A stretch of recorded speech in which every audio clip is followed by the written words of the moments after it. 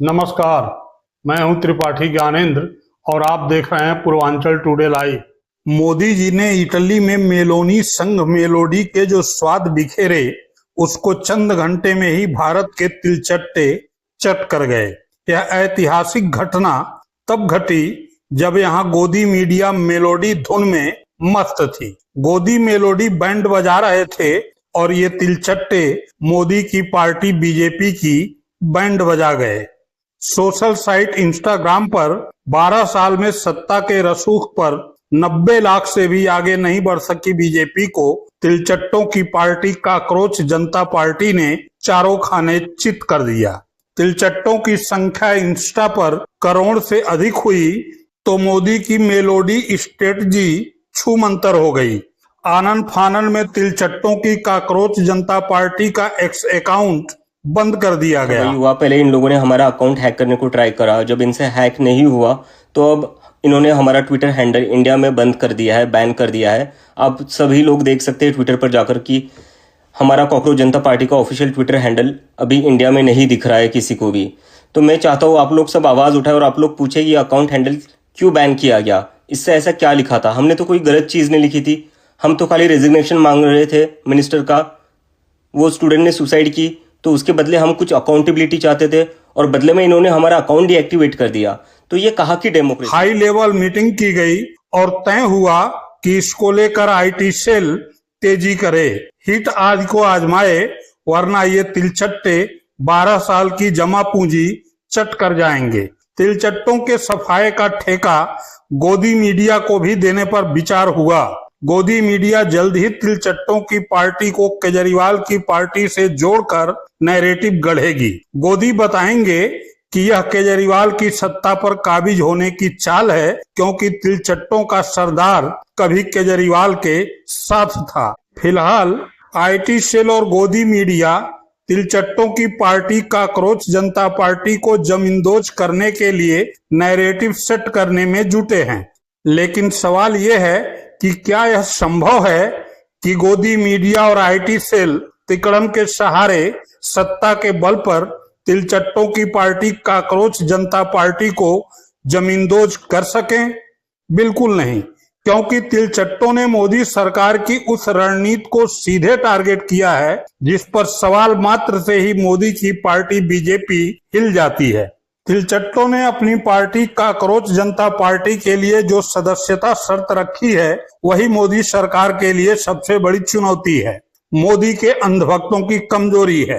तिलचट्टों ने कहा है कि यदि आप इस डिजिटल दल का सदस्य बनना चाहते हैं तो ये जरूरी है कि आप चाहे अपनी मर्जी से, मजबूरी से या सिद्धांतों के कारण बेरोजगार हों।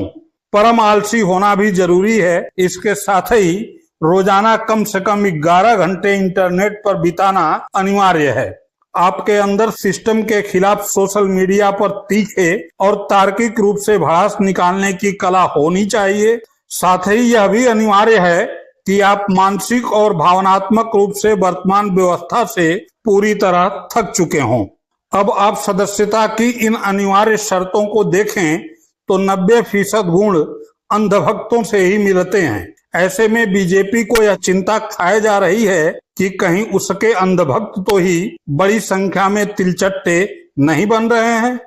अगर ऐसा है तो मोदी की बीजेपी पर आफत आने वाली है, क्योंकि हाल ही में तिलचट्टों के सरदार ने अपने तिलचट्टों से बीजेपी को अनफॉलो करने के लिए कहा है।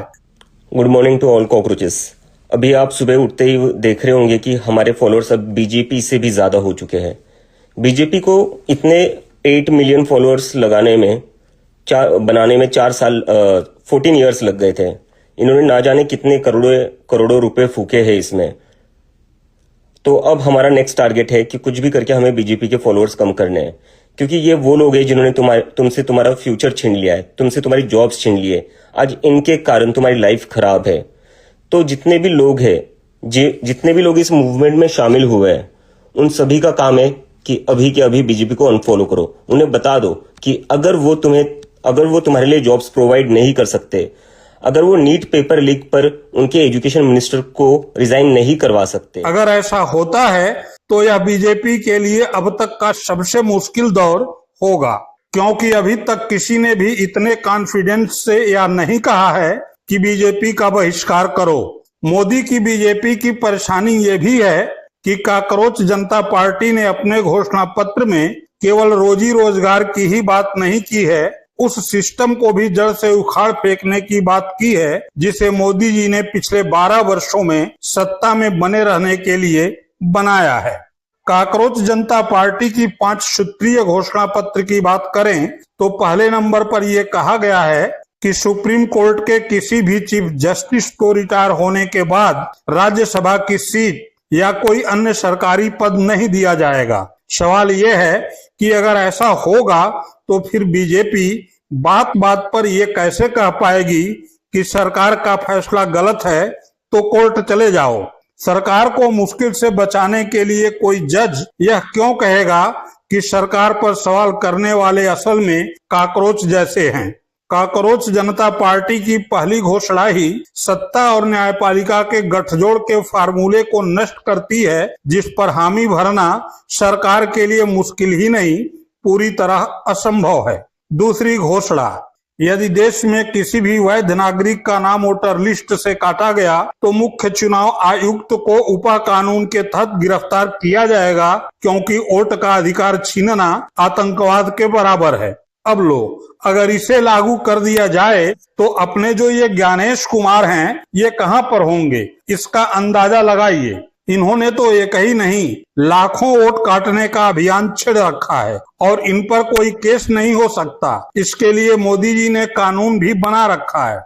संसद की सीटें बढ़ाए बिना महिलाओं को 50% आरक्षण दिया जाएगा और कैबिनेट मंत्रियों के आधे पद भी महिलाओं के लिए आरक्षित होंगे। यह काकरोच जनता पार्टी की तीसरी घोषणा है। मोदी सरकार इसे नकार चुकी है। बड़े कारपोरेट घरानों जैसे अडानी अंबानी के मालिकाना हक वाले मीडिया चैनलों के लाइसेंस रद्द किए जाएंगे। पक्षपाती न्यूज एंकरों के बैंक खातों की जांच होगी। बीजेपी ऐसा कभी भी नहीं होने देगी। काकरोच जनता पार्टी की 5वीं घोषणा में है कि जो भी विधायक या सांसद अपनी पार्टी छोड़कर दूसरी पार्टी में शामिल होगा उस पर 20 साल तक लड़ने और कोई भी सरकारी पद लेने पर प्रतिबंध लगेगा। ऐसा होगा तो फिर बीजेपी की सरकारें कैसे बनेंगी? आपका सवाल होगा कि यह सब तब न होगा जब काकरोच जनता पार्टी की सरकार बनेगी। आप बिल्कुल सही सोच रहे हैं, मैं भी इससे इत्तेफाक रखता हूं। लेकिन उस आंकड़े का क्या जो काकरोच जनता पार्टी के इंस्टा अकाउंट पर 1.5 करोड़ को पार कर रहा है।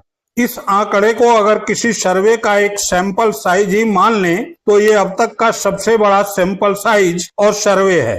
इससे यह साफ है कि देश के नौजवानों को न तो SIR के तहत वोटरों का नाम काटा जाना पसंद है और न ही मोदी सरकार द्वारा चुनाव आयुक्त को दिया गया संरक्षण पसंद है। आंकड़े अभी साफ कर रहे हैं कि महिला आरक्षण के नाम पर जो मोदी सरकार कर रही है वह ठीक नहीं कर रही है।